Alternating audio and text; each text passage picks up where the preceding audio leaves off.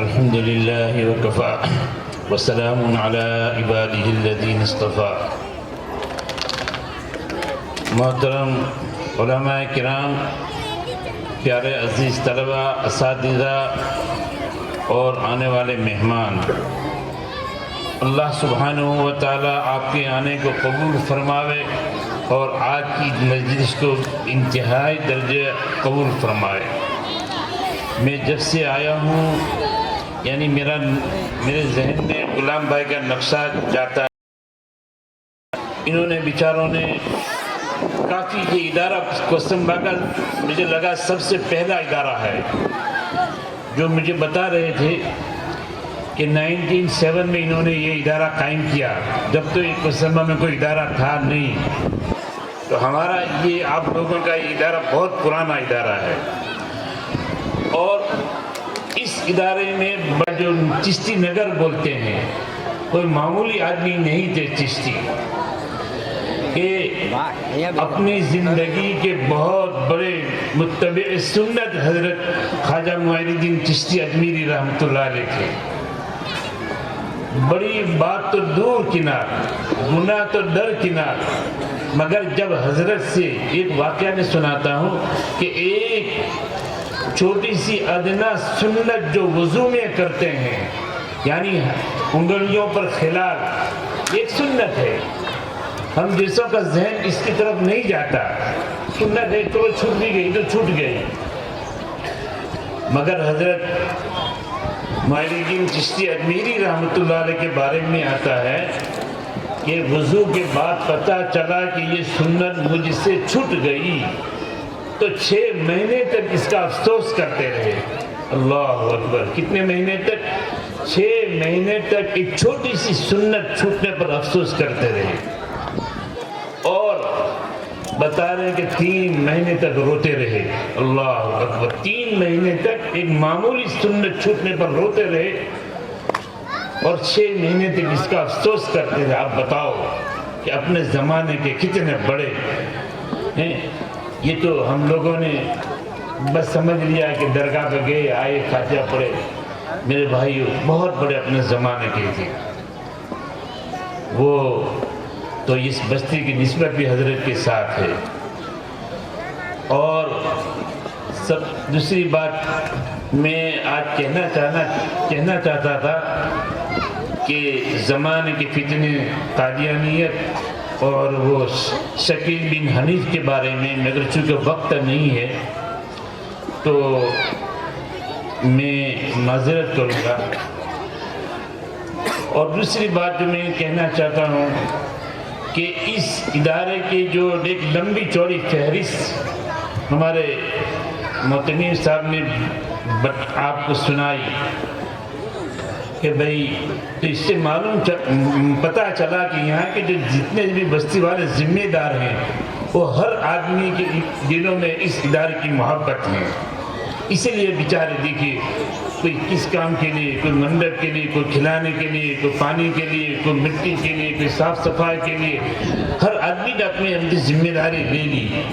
اللہ اسے قبول فرمائے. میرے بھائیو، اس ادارے کے ساتھ محبت رکھو. پتہ نہیں کس بات کے اوپر اللہ آپ کی مغفرت فرمائے. اللہ سبحانہ و تعالیٰ ایک چھوٹی سی بات، رحمت حق بہانہ میں جو ہے اللہ سبحانہ و تعالیٰ کی سنت رہی ہے کہ ایک چھوٹی سی بات پسند آئے گی، اللہ اس کی مغفرت فرماتے ہیں. پھر خاص کر یہ طالب علم اور خاص کر کے یہ مدرسہ، یہ مسجد اور یہ علماء کرام جو ان کی خدمت کرتے ہیں، اس کو معمولی نہ سمجھے، بہت بڑی خدمت ہے. دیکھیے، ایک واقعہ چھوٹا سا میں سناتا ہوں کہ ہمارے یہاں دارالعلوم میں ایک چچا تھے. ان کو چچا سے لوگ بلاتے تھے. ان کا کام یہ تھا کہ صبح میں مدرسے کے بچوں کو، طالب علموں کو اٹھانا اور ان کو کھلانا پلانا. اور بچوں میں وہ گل گئے تھے چچا. تو اور ان کی ایک عادت تھی. وہ کیا عادت تھی کہ اپنے جیب میں روزانہ چاکلیٹ بھرا کرتے ہیں، چاکلیٹ سویٹ وغیرہ رکھتے تھے. اور طالب علم کو، آنے جانے والے طالب علم بلایا، اس کو ایک چاکلیٹ دی دی، ایک سویٹ دی دی. اور پیار محبت کے ساتھ وہ بچوں کے ساتھ رہتے تھے۔ تو جب ان کا انتقال ہوا، ابھی تھوڑے یعنی 2-4 برس کی بات ہے، جب وہ چچا کا انتقال ہوا تو کسی نے خواب میں پوچھا کہ چچا اللہ نے آپ کے ساتھ کیا معاملہ فرمایا؟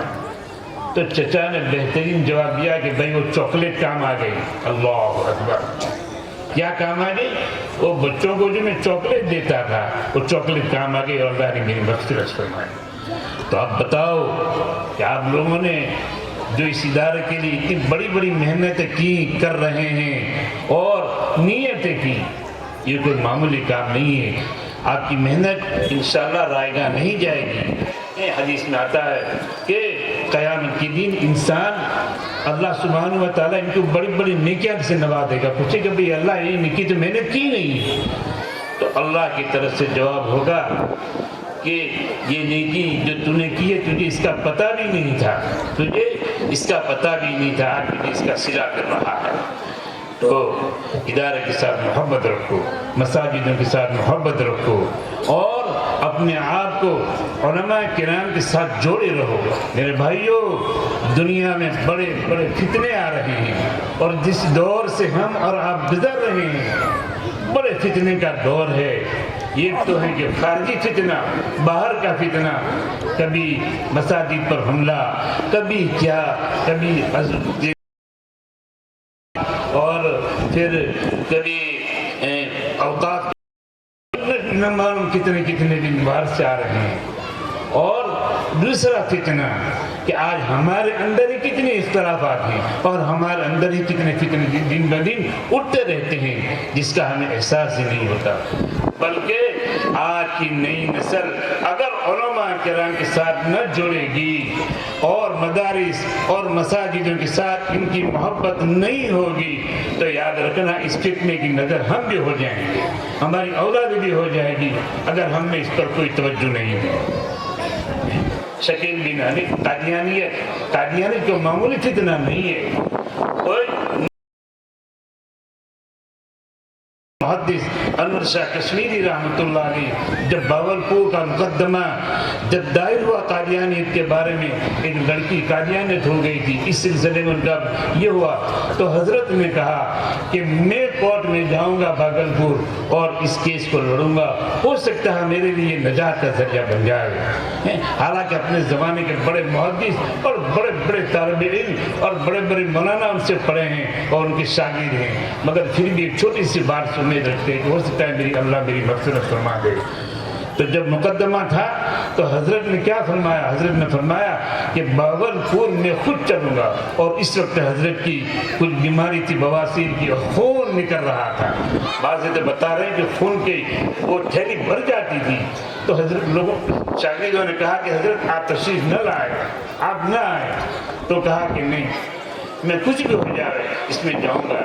اور حضرت خود گئے اور وہاں جا کر کے مقدمہ لڑے اور کیس میں دائر کیا۔ حضرت جب وہاں سے تشریف لائے تو حضرت نے علماء کرام کو بتایا کہ جب اگر یہ مقدمہ جیت جاوے اور میں دنیا سے چلا جاؤں تو میری قبر پر آ کر کے کہنا کہ انور شاہ ہم جس مقدمہ تو چھوڑ کر آیا تھا تو جیت گیا۔ اور ہوا یہی کہ جب حضرت کی وفات ہو گئی، بعد میں یہ لوگ آئے اور بتایا کہ قبر پر کھڑے رہے اور کہا کہ مولانا انور صاحب کشمیری جس مقدمے کو لڑنے کے لیے آپ بیماری کی حالت میں گئے تھے، بیماری کی حالت میں مقدمہ کو لڑنے گئے تھے، الحمدللہ اللہ نے آپ کو محنت ضائع نہیں کی اور وہ چیز جیت گئے اور قادیانیت کو کافر قرار دیا گیا۔ تو اب بتاؤ کہ یعنی کتنی بڑی امید کے حضرت نے لگائی کہ اس میں میرے نجات کا ذریعہ بن جائے۔ تو بھائی قادیانیت کا فتنہ بھی دن بدن بڑھ رہا ہے، کیونکہ قادیانیت ایک قسم کا غریب اور کافر اور فاجر اس قسم کا نکما انسان تھا۔ میں چونکہ قادیان بھی گیا ہوں، اگر اس شہر میں آپ جاؤ تو وہاں آپ کی کوئی نورانیت نہیں، کوئی رونق ہی نظر نہیں آتی۔ قادیان میں اگر آپ چلے گئے تو یہ کیوں نحوست ان کے آج تک وہاں پر برس رہی ہے، اور ان کے قبرستان میں بھی یہی حالت یعنی برس رہی ہے نحوست۔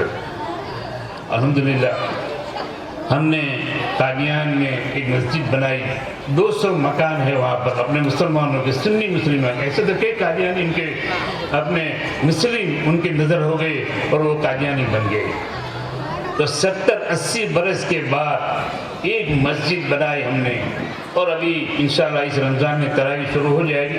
بڑی محنت کے بعد کافی یہ لوگ شور مچایا، کورٹ میں گئے، کیس کیا اور اس کو بند کرانے کی کوشش کی، مگر الحمدللہ اللہ تعالیٰ نے آپ لوگوں کی محنت سے وہاں مسجد کو قائم کر دیا، اور رمضان سے پہلے وہ مسجد انشاءاللہ تراویح کے لیے رمضان کے لیے کھل جائے گی۔ تو بھائی قادیانی بڑے فتنی لوگ ہیں، اور یہ ایسے یعنی نام تو کیا ہے، صفا بنتا ہے وہ لوگ، اور نام عجیب دیتا ہے اسلامی، اور ہمارے جیسے بھولے بھالے لوگ، ہمارے بھولے بھالے جو اسلام سے دور ہیں بیچارے، وہ کہتے ہیں کہ نہیں تو چینل میں ٹی وی کی چینل میں بتا رہے ہیں کہ اسلام اسلام اسلام، لوگ دیکھتے ہیں، حالانکہ یہ اس سے دور رہو۔ اس کے لٹریچر، اس کے بارے میں جو یعنی ہمارے علماء کرام، علماء دیوبند جو بتاتے ہیں، لکھتے ہیں، پڑھتے ہیں، اس کو پڑھو اور غیر سے مطالعہ کرو کہ قادیانیت ایک بہت بری اور خراب چیز ہے، اور خاص کر کے ایسی بستیوں میں آتی ہے۔ دوسرا فتنہ جب یہ ختم ہی نہیں ہوا، دوسرا فتنہ شروع ہوا شکیل بن حنیف کا۔ یہ کمبخت بہار کا رہنے والا، دربھنگا ضلع کا، اور حسن پور گاؤں، میرے خیال سے حسن پور گاؤں کا رہنے والا، اس نے ایک بھولے بالے انسان کو پھنساتا ہے، اور اس میں اس کی نظر بھی 1917 میں بتایا کہ 10,000 لوگ تو اس نے بنا لیا تھا اپنا گروپ، اور آج یہ لاکھوں کی تعداد میں اپنے لوگ جڑ گئے، اور پڑھے لکھے بھی جڑ جانے، اور یہ ایسی باتیں کرتا ہے کہ جس سے ہمارے نوجوان اس کے فن میں آ جاتے ہیں، اور بے ایمان، حالانکہ قادیانیت میں اور اس میں کوئی فرق نہیں ہے۔ شکیل بن حنیف مہدی کا دعویٰ کرتا ہے، مسیح بن حضرت عیسیٰ علیہ السلام کا دعویٰ کرتا ہے، حالانکہ اپنے دعوے میں بالکل جھوٹ ہے۔ اس کے بارے میں اس سلسلے میں یہ اس فتنے سے بھی ہمیں دور رہنا چاہیے۔ یہ بہت برا فتنہ، خطرناک فتنہ ہے، حتیٰ کہ ہمارے شہروں اور قریب بھی آ گئے، ہمارے قریب بستی میں دیکھیے، سورت شہر کی رپورٹ ہے کہ اون میں اور اون کے پورے علاقے میں 1000 آدمی اس کے ذریعے ہوتے ہیں۔